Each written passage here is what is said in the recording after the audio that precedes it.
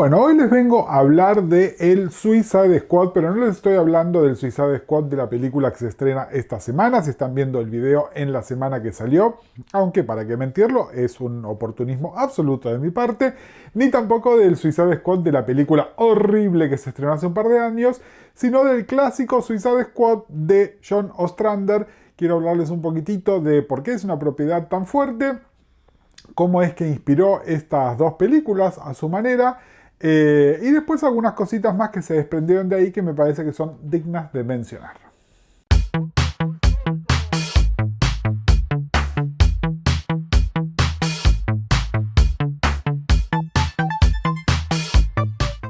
Hoy les vengo a hablar de el Suicide Squad. Como les decía, vieron que otras veces saco esos ómnibus divinos que salen y esta vez les muestro, tengo este ómnibus divino, con la diferencia de que este ómnibus divino me lo mandé a hacer yo hace más de 20 años. Y es mi colección del Suicide Squad, que de hecho me entró en dos volúmenes, uno del 1 al 32 y el otro hasta el número 63, que es cuando la serie terminó. Porque cuando éramos jovencitos estas cosas no existían, ya me lo imagino el editor, imaginándose cómo me va a poner como el abuelo Simpson a contar estas historias de cuando éramos jóvenes y no había internet y todas esas cosas. Afortunadamente, y se los cuento esto ahora porque es importante, cuando salió la otra película de Suicide Squad, todo este run del Suicide Squad fue editado no en un ómnibus o algo así, sino en trade paperbacks. Si no me equivoco son 8, tienen la serie completa, están disponibles, son muy muy lindos, muy recomendables. Ahora les voy a estar contando un poquitito de qué se trata esto. Como les contaba, hay muchos Suicide Squad. El Suicide Squad, de hecho, el primer concepto era un concepto de los años 50, que después estuvo inactivo durante bastante tiempo.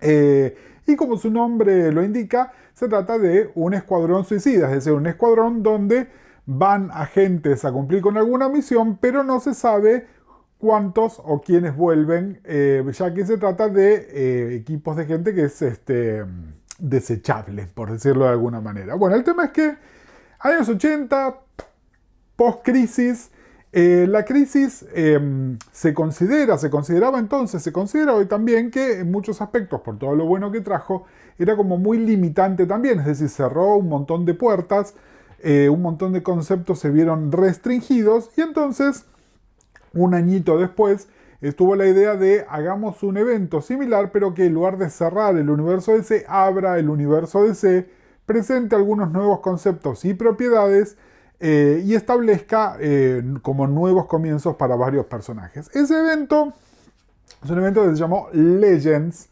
Legends, a ver, es un evento, no les voy a decir polémico, sino que es un evento que de algunos consideran que es un poco decepcionante, porque bueno, era la secuela de Crisis, involucraba a John Byrne, que estaba haciendo Superman, y que era como el artista número uno de los años 80, tenía un guionista muy muy veterano, que era Len Wein, ya les estuve hablando de Len Wein, y un guionista que era una cara nueva, que es John Ostrander, que es de quien les vengo a hablar hoy.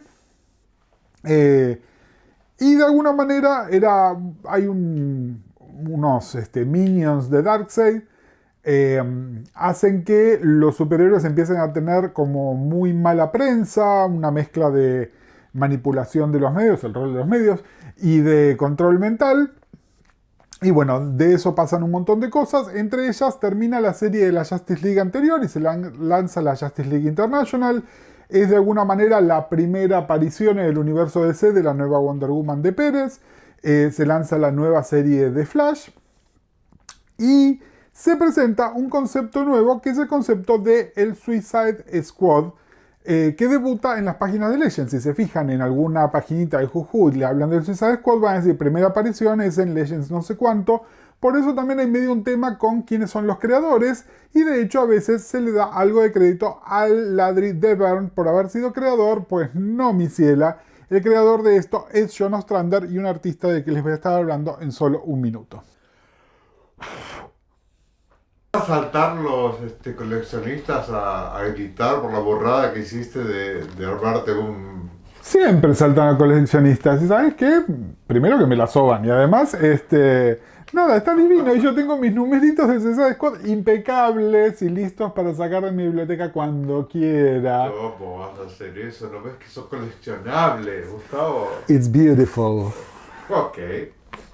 Sí, entonces, como les decía, el Suicide Squad es un concepto que en realidad tiene una mente detrás, que es la mente del escritor John Ostrander. Ostrander era todavía una cara nueva, es uno de esos talentos que si le preguntan a los comiqueros, todos les van a hablar bien de John Ostrander, incluso sus colegas les van a hablar muy bien de John Ostrander, pero que nunca estalló. Es uno de esos tipos que nunca se hizo realmente popular.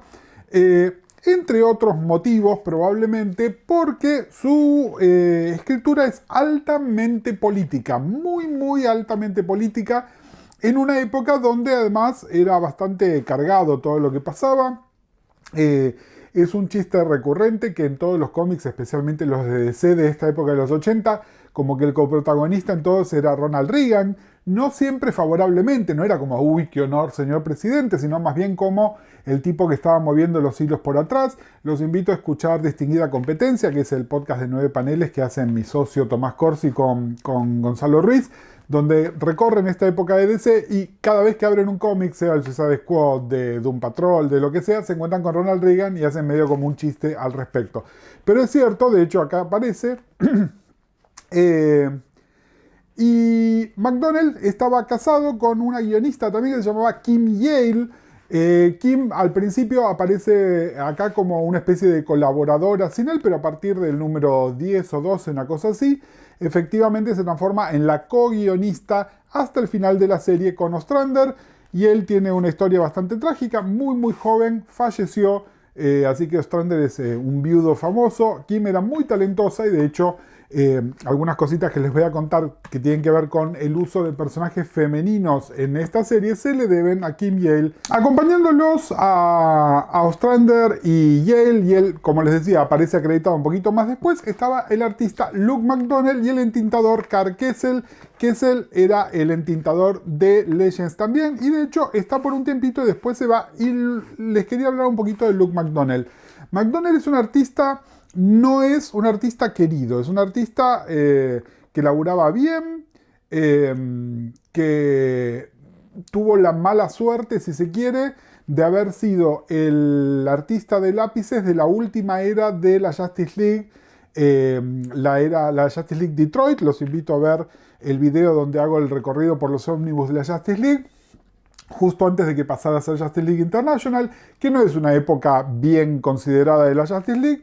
Pero él era el artista ahí, acá empieza a laburar, de hecho él hace el diseño de los personajes, incluyendo un personaje muy importante que ya les voy a comentar, con las tintas de Kessel, y al poco tiempo también Kessel se va y McDonnell empieza a entintarse a sí mismo y sale un artista muchísimo mejor. Miren que Kessel me encanta como entintador, me encanta como escritor, me parece que un tipo que algún día le vamos a dedicar seguramente una Ike pesada. Pero bueno, acá de repente hay algo en McDonnell que es más interesante sin Kessel. Después, lamentablemente, bastante más adelante, pero les estoy diciendo como 3-4 años en el futuro, es decir, la serie, como les decía, llegó a los 63 números y McDonnell es el artista durante más de la mitad de ese run. Aparecen otros artistas, pero el artista importante de todo esto es Luke McDonnell. ¿Por qué es importante Luke McDonnell? Bueno, les decía, aparte de que es un gran artista, es el co-creador, y acá también es donde a veces aparecen nombres que no corresponden, es el co-creador del personaje de Amanda Waller. Y Amanda Waller es probablemente uno de esos personajes que cuando lo crean yo creo que nadie se da una idea del impacto que va a tener. Es decir, Amanda Waller hoy en día es tan importante como Jim Gordon o como Perry White, es decir, es uno de esos personajes que no son protagónicos, pero que han sido adaptados. Están en animación, están en series de televisión, están en películas, están donde quieran. Waller es una operadora, es una solucionadora de problemas, si se quiere. Se podría pensar un toquecito que el personaje principal de Scandal es como una Amanda Waller, pero un poquitito más política. ¿Por qué? Porque Waller es bruta, mete las manos en la masa, es astutísima. se puede defender muy bien en una pelea.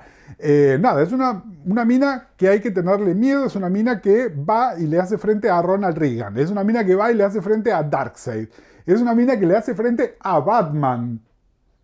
Nada, una mina de muchísimo peso. Y no es un chiste sobre su figura, porque es una mujer muy corpulenta, muy fuerte, muy bien entrenada. Hay una backstory interesante. Ella es madre soltera, en algún momento estuvo bajo control de un líder carismático y de hecho ella tuvo que hacer como una deprogramación de todo eso, por lo cual además ella es muy buena manejando ese tema también, ya sea para deprogramar a alguien que está sufriendo un síndrome de Estocolmo o que ha sufrido algún tipo de lavado de cerebro, pero también la hace peligrosísima porque ella es la que puede controlar este tipo de cosas. Waller le presenta al gobierno de los Estados Unidos una premisa súper interesante. Le dice, ¿y si usamos a los villanos cuando hay una amenaza que los héroes no pueden manejar o hay una amenaza que los héroes no se quieren ensuciar las manos manejando? Bueno, usemos a los villanos. ¿Y cómo controlamos a los villanos? Dice, bueno, eso es fácil. Super easy, barely an inconvenience, diría nuestro amigo del pitch meeting. Básicamente les ponen un collar que tiene una carga explosiva que se maneja bajo control remoto. Si alguien se va de línea, ¡pum!, lo detonan y listo, aquí no ha sucedido nada. Si cumplen con eso, se les aminora su sentencia en algunos casos se los perdona por completo, depende del caso, y bueno, se arma esto y básicamente además se arma como una especie de grupito bajo el comando de Rick Flag. Rick Flag es un personaje que de nuevo tiene conexiones con el antiguo Suicide Squad, con los cómics de guerra, un personaje que nunca había sido bien utilizado, pero a partir de aquí pasa a ser un personaje importante, de nuevo, uno de esos personajes que nadie se espera que luego tenga adaptaciones multimedia, que de alguna manera es como la mano ejecutora. Waller es el clásico personaje que está detrás de un escritorio y manda gente a que haga cosas. Bueno, el Suicide Squad es un cómic de espionaje, muy bien hecho, de la Guerra Fría, es muy producto de la Guerra Fría, pero de la Guerra Fría ampliada. No se imaginen Estados Unidos y la Unión Soviética nada más. De hecho, cosas como Nicaragua aparece todo el tiempo, el escándalo Irán-Contra, aparecen grupos similares al Suicide Squad de otros países, por supuesto de la Unión Soviética, pero descubrimos que hay también uno en Israel, que también hay varios en estos países inventados de Medio Oriente que usan en DC para no hablar de Irán, Irak, etcétera, etcétera. Y hay conflictos entre todos ellos, con un elemento de superhéroes, y después, algo que es lo más interesante, es un cómic que es precursor en esto de la caracterización de personajes que normalmente no serían los protagonistas de una serie, que son los villanos, pero además no los villanos el Joker, sino los villanos bien de clase B, esos villanos que aparecían en 2 páginas en un número de Supergirl, en un número de Flash. Y de hecho, una especie de chiste interno era que los editores de DC, cuando querían deshacerse de un villano, lo mandaban al Suicide Squad, le hacían un guiño Strander para que el collar que tenía que detonar o la misión que salía mal fuera la de uno de estos villanos. ¿Qué pasa? De todas maneras, hay un grupito de estos villanos que empiezan a tener más y más protagonismo, que además Ostrander les sacó muy bien el tono, y entonces empiezan a hacer se arma como una especie de grupo nuclear, digamos, del Suicide Squad, que incluye, entre otros, a Deadshot. Deadshot es el personaje que lamentablemente interpretó Will Smith en la primera película de Suicide Squad. Era un villano clase B de Batman, pero que pasa a ser una especie de superestrella a partir de esto.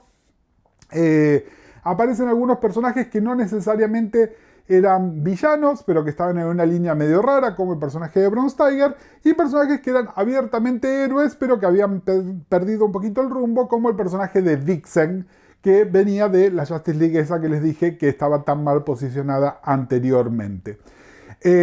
Acá van entrando y saliendo algunos personajes, como les decía, algunos son villanos muy clase B, otros eran villanos un poquito mejor, y según cómo fueran funcionando, se los iba incorporando más o menos. De la misma manera que pasó con Deadshot, por ejemplo, pasa con el personaje de Capitán Boomerang. Boomerang es un villano clásico de la Rogues Gallery de Flash de los años 60, que tiene como una segunda oportunidad acá en este título y se convierte en un personaje que es sumamente desagradable, pero que es uno de esos personajes que uno ama a odiar. Y de hecho además le abrió un montón de puertas al universo DC, no solo porque ahora de repente tiene una adaptación live action, sino que además su historia empezó a trascender las páginas de Flash y las páginas de Suicide Squad y apareció un hijo y en el universo DC pasa a ser un personaje de bastante importancia. Lo mismo pasa con otros personajes como Doctor Light. Está como entre bambalinas y tiene que ver con el origen de Legends. De todo esto estaba Darkseid, entonces también está Granny Goodness y sus Female Furies. La Female Fury más famosa, por supuesto, es Big Barda, pero acá una Female Fury, que no les voy a decir quién es, se mete en el Suicide Squad de una manera que no les voy a decir quién es, porque es parte del chiste enterarse cómo funciona todo, y se transforma en la segunda Female Fury más popular que hubo alguna vez. Y además, y acá es lo interesante, para interactuar con Waller aparece todo un equipo de soporte que es como el equipo de tierra, que incluye un psicólogo, un cura, una secretaria, que son como los personajes que interactúan con Waller mientras el Suicide Squad está en una misión. La base de operaciones de ellos es una prisión ficticia que se llama Bel Reb, que está, se supone, en los pantanos de Luisiana, y es el equipo de Bel Reb que tiene esto, que son personajes que todos son súper relevantes, que nos importa si a esos personajes les va bien, les va mal, si alguno se muere, si alguno traiciona a Waller o es traicionado internamente, etcétera, etcétera. ¿Por qué? Porque Ostrander, toda esta trama que les decía, es una trama de espionaje. Recuerden, en una trama de espionaje donde aparece una de estas agencias verdaderas como la CIA o una de estas agencias ficticias como las que aparecen en una película, no sé, póngale de Misión Imposible. Tan importante como lo que sucede con los antagonistas es lo que sucede, las políticas internas que suceden hacia adentro de esas organizaciones. Bueno, durante mucho tiempo la revista siguió subsistiendo, tiene un crossover con la Doom Patrol, de las que les hablé en el último Ay que pesada, que salió en forma de un especial. Hicieron un crossover con la Justice League, con la de Giffen de Matisse, en su mejor momento, cuando era la serie más popular. Son dos numeritos, es un número de Justice League International y uno de Suicide Squad. Ya sea que se compren las colecciones de Justice League o las colecciones de Suicide Squad, aparecen las dos revistas porque no se entienden una sin la otra. Son brillantes, es Ostrander jugando al humor y Giffen de Matisse jugando a la intriga, espionaje política. Ambos grupos lo hacen con absoluta maestría. Se lo súper recomiendo, es muy muy divertido. Me parece que es una gran puerta de entrada al Suicide Squad si nunca leyeron nada. Pero el tema es que la serie no vendía. Era una serie que le gustaba a la gente que trabajaba en DC, le gustaba al comiquero como muy hardcore, pero nunca lograba volumen real de ventas, a pesar de que aparecían, como les decía, crossovers, artistas invitados, etcétera, etcétera. Entonces, en un momento al borde de la cancelación de la revista, alrededor del número 30 y pico, deciden hacer un relanzamiento donde además Ostrander, y yo digo Ostrander, pero cada vez que digo Ostrander piensen que estoy diciendo Ostrander y Kim Yale, ¿no? Porque claramente Ostrander y Yale estaban trabajando juntos. Deciden primero llevar, Waller claramente está manejándose por fuera de la ley, es decir, por más que su grupo y las actividades de su grupo estén sancionadas por el gobierno de los Estados Unidos, muchísimo de lo que hacen, básicamente dejar supervillanos ahí sueltos para de repente derrocar un gobierno en Latinoamérica, claramente estaba por fuera de la ley, y finalmente lo que hacen es mandarla a Waller a la cárcel y hacen una interrupción que en realidad es de un número a otro, donde 5 años después, y esto es muy curioso, recuerden, la Legión 5 años después para mí es muy importante. Bueno, hay un Suicide Squad 5 años después, pero que es dentro de la misma serie.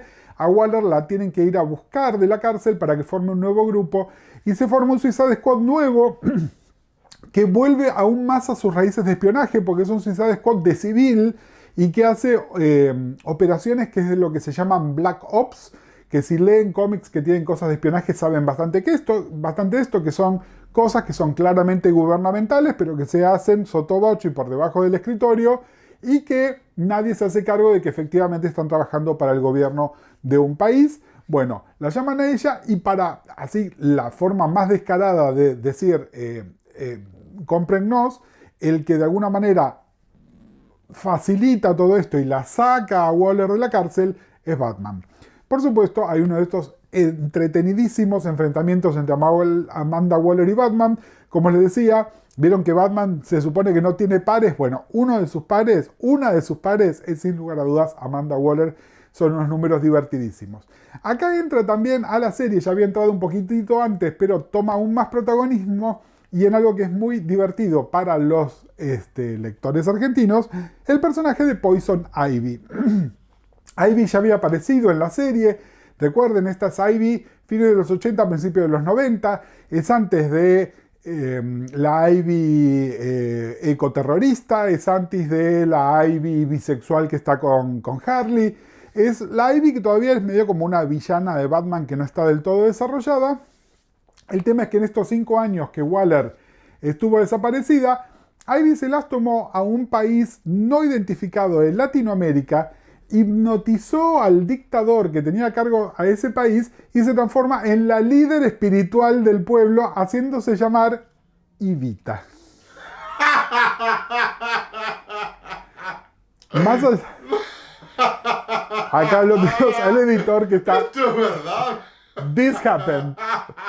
Como siempre les digo, no puedo inventar estas cosas y de hecho está Ivy con un taller color verde como siempre, rodete y todo lo demás. Nada, es Ostrander haciendo un chistecito, como les decía, Ostrander no es Andrew Lloyd Webber. Ostrander es un tipo astuto, sabe de política internacional y probablemente es mucho más zurdo que el más zurdo de los norteamericanos. Y bueno, nada, esto está bastante divertido. Y además, en esta como segunda etapa, o si se quiere, segunda mitad del Suicide Squad, John Ostrander hace una cosa que es mágica y por la cual les debemos, porque acá Kim tuvo tanto que ver como él, a uno de los más interesantes personajes que tenemos en el universo DC en todos los medios, que es el personaje de Oracle. Sí, efectivamente, ustedes saben, Bárbara Gordon era Batichica. En las páginas de The Killing Joke es herida en su espina dorsal y queda paralítica. Durante bastante tiempo no se supo qué hacer con el personaje y mientras Ostrander estaba escribiendo unos numeritos de Detective Comics, aparece un personaje que dialoga con Batman vía radio y que tiene acceso a un montón de información y finalmente se descubre que ese personaje... y sin saberlo un montón de personajes claves, que este personaje no era otro que la mismísima Bárbara Gordon. Bueno, Bárbara Gordon se suma al Suicide Squad, lo hace bajo un nombre asumido, se hace llamar Amy Beddoes. Amanda Waller sabe que es un nombre asumido, pero la deja estar porque es un recurso indispensable.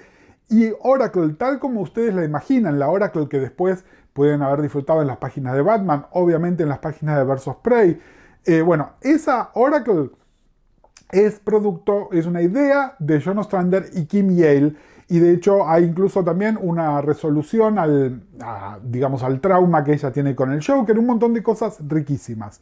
Empieza a utilizar a personajes que uno no se imaginaría que pueden aparecer, o que tal vez no sabemos si son ellos. Por ejemplo, el personaje de Atom, Ray Palmer, que también estaba como desaparecido, aparece ahí. Esto hace que también haya una pequeña intervención de la Justice League clásica, Superman, Aquaman, Linterna Verde, que quieren saber si efectivamente es Ray Palmer o no es Ray Palmer, o es otra persona que tiene los mismos poderes. Pasa lo mismo con el personaje de The Thinker, el Pensador, que también va a aparecer ahora en la película nueva, que de nuevo era un personaje como menor, que es retomado acá. Es decir, esta gente lo que hace es tomar personajes que nadie quiere y los rehabilitan. Y en todos los casos, esa rehabilitación hizo que esos personajes luego sean mejor que lo que eran. Nada, indispensable lectura, me parece que es una serie, es linda, es divertidísima. Tampoco es muy serializada, pero por otro lado se puede leer como historias por separado. Obviamente la protagonista de todo esto es Amanda Waller. Amanda Waller, nada, tiene momentos para brillar en todo momento. Valga la redundancia, tiene momentos para brillar en todo momento. Pero también Rick Flag, el personaje de Nightshade, que era una vieja heroína de Charlton. Vixen y Bronze Tiger están ahí a la par. No es menor este dato. Amanda Waller, Vixen, Bronze Tiger, los 3 de los 6 personajes protagónicos de toda la serie son personas afroamericanas. No es un dato menor. Estamos hablando además en tiempos donde la corrección política no era lo que es ahora. Más de la mitad de los personajes siempre son mujeres. Y de esas mujeres tenemos a Amanda Waller o a Oracle, ¿no? Es decir, mujeres muy, muy poderosas, mujeres muy determinadas y que funcionan muy bien independientemente de los personajes masculinos que tienen alrededor. Bueno, alrededor del número 63 la serie del Suicide Squad ya no funcionaba más a pesar de todos los intentos. Fue cancelada, les dieron la oportunidad de cerrar la historia, es decir, tiene un final, esa historia muy linda. Y la mayoría de los personajes siguieron funcionando dentro del universo DC, muy especialmente Amanda Waller. Luego hay varios intentos de revivir al Suicide Squad. Les voy a hablar muy poco de eso. Hubo un intento alrededor de fines de los 90 con creadores importantes, pero que no terminó de enganchar todo bien. Hubo una serie de conceptos que son similares, pero que no eran exactamente iguales, que básicamente eran unir villanos. Entonces está todo lo que se hizo con la sociedad secreta de los supervillanos alrededor de Infinite Crisis, por un lado, que además de hecho define qué es lo que va a pasar con personajes que hoy asociamos con el Suicide Squad y con personajes que había antes del Suicide Squad. Y después está una serie clave, y acá les quiero hablar de una creadora que, si bien no es creadora de esto, es muy importante, que es Gail Simone. ¿Por qué? Gail, por supuesto, salta de alguna manera a la fama como la escritora de Birds of Prey, es decir, usando a Barbara Gordon y usándola muy de acuerdo a los lineamientos establecidos por Ostrander y Yale. Pero además Gail hace una revista que se llama Secret Six. Secret Six, de nuevo, es un concepto viejo, pero que lo reviven en nombre nada más, que es como una especie de...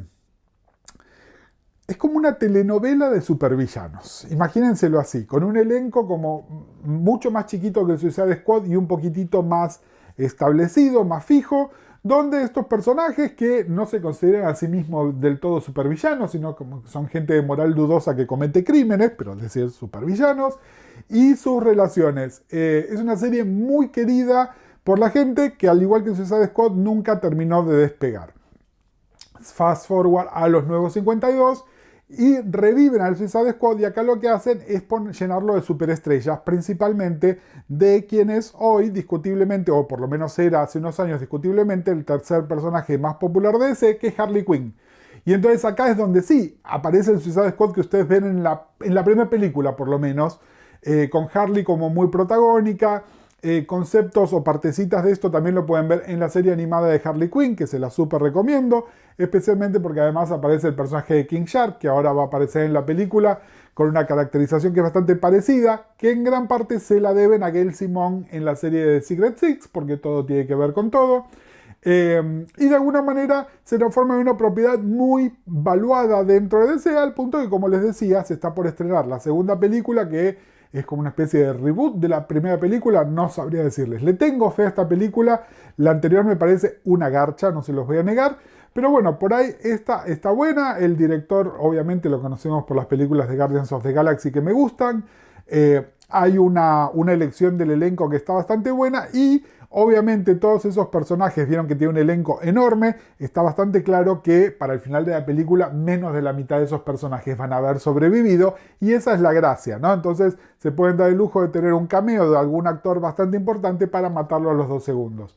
Cosa que me parece que es una gran idea y que es muy fiel al concepto del Suicide Squad original. Como les decía, esto está disponible, está editado en trade paperbacks, pueden buscar las revistitas viejas, se venden por 2 mangos, pueden leerlo digital también. Estoy hablando de la serie que estuvo del año 87 al 92, una cosa así, no las versiones posteriores. No es que las versiones posteriores no me gusten, sino que yo hoy les quería hablar de esta encarnación escrita por John Ostrander y Kim Yale y dibujada mayormente por Luke McDonnell. Le preguntan detrás de cámara el editor, ¿y de dónde salió Starro? Bueno, Starro es un villano clásico de la Justice League of America. De hecho, aparece en los primeros números, en el primer número de hecho de la revista. Ahora les voy a mostrar la tapa. Y tiene el deshonor más grande, que es vencido por Snapper Carr, que era el pelotudo este, ¿se acuerdan? El que hacía esto, utilizando de la misma manera que hubiese derrotado a cualquier otra estrella de mar. Mucho más adelante en el tiempo, unos 20 años después, en la época en que Gerry Conway estaba escribiendo la revista y George Pérez la estaba dibujando, se transforma en una amenaza muchísimo más importante, y luego Justice League Europe, unos 10 años después, vuelve a aparecer en una historia de Giffen y dibujada por Bart Sears, que es muy linda también. Les voy a compartir esas tapas, y ese es el origen de Starro el Conquistador, o Starro the Conqueror. Bueno, gracias una vez más por sumarse al canal. Esta va para todos los comiqueros, sabemos que están ahí afuera, son poquitos pero los queremos mucho, y todo esto se grabó antes de ver el Suicide Squad. Queremos que nos guste, queremos que nos guste, queremos que nos guste. Al editor le chupa un huevo, por supuesto. Si a ustedes les gustó, nos pueden dejar un cafecito o en el link de PayPal si están fuera del país. Y como siempre, nos estamos viendo. Les venía diciendo que el Suicide Squad es como una historia de Black Ops, y que en la misma época surge como otra agencia gubernamental del gobierno de los Estados Unidos que hace algo parecido, que se llama Checkmate, que es jaque mate. Acá de nuevo está Byrne robando, y en realidad el creador de Checkmate es Paul Kupperberg. ¿Se acuerdan que les hablé bastante mal de Paul Kupperberg en el video de la Doom Patrol, que está por acá arriba? Bueno, el tema es que Checkmate fue como concurrente con el Suicide Squad, duró bastante menos. En un momento se hizo un crossover bastante interesante entre Suicide Squad, Checkmate y Captain Atom, que, como su nombre lo indica, era un capitán, entonces era del ejército de los Estados Unidos, entonces también era un agente gubernamental, donde se muestran manejos políticos entre las distintas agencias y fuerzas de los Estados Unidos. De nuevo, coprotagonista de todo esto, Ronald Reagan. Es bastante divertido, sobre todo por tomárselo bastante... No solemnemente. Creo que ese es el mayor acierto. Bueno, el tema es que el concepto de Checkmate siguió existiendo, y bastante más adelante en el tiempo, ya en los 2000, lo agarra alguien que les menciono siempre, que es el señor Greg Rucka. Rucka tomó el concepto de Checkmate y lo reinventó como, de nuevo, una agencia de Black Ops dentro de DC, y inventa una cosa que se llama la regla de dos, que básicamente lo que dice es: el problema en el universo DC es que tenemos o civiles con mucho poder o superhéroes con mucho poder, pero que nunca trabajan juntos. Entonces se arma todo una estructura dentro de esa agencia que tiene el formato del tablero de ajedrez. Entonces tenemos un rey, una reina, los alfiles, los caballos, etcétera, etcétera. Hay un equipo blanco, hay un equipo negro, y cada una de las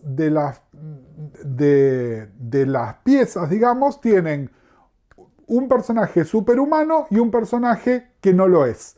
Este concepto es muy, muy divertido, funciona muy bien. De nuevo, trama política, espionaje. Vuelve a aparecer Amanda Waller, aparece Maxwell Lord, aparece el Green Lantern Alan Scott, aparece Mr. Terrific. Es una serie súper, súper interesante. Rucka demuestra, al igual que Ostrander, tener buena comprensión de las cosas. Entonces, por ejemplo, hace toda una backstory. Uno de los personajes que aparece acá es el personaje de Fire, la queridísima Fire de la Justice League International. Aparece acá trabajando como una espía, que siempre estuvo en el perfil del personaje, que ella había sido espía para el gobierno brasileño. Beatriz es brasileña, se llama Beatriz da Costa, y resulta que hay toda una historia con que su padre había sido parte de la dictadura. Es decir, un tipo de complejidad en el desarrollo de los personajes y de comprensión de cosas que pasan en Latinoamérica que otros guionistas no tienen, y Rucka es un excelente continuador de lo que hizo Ostrander.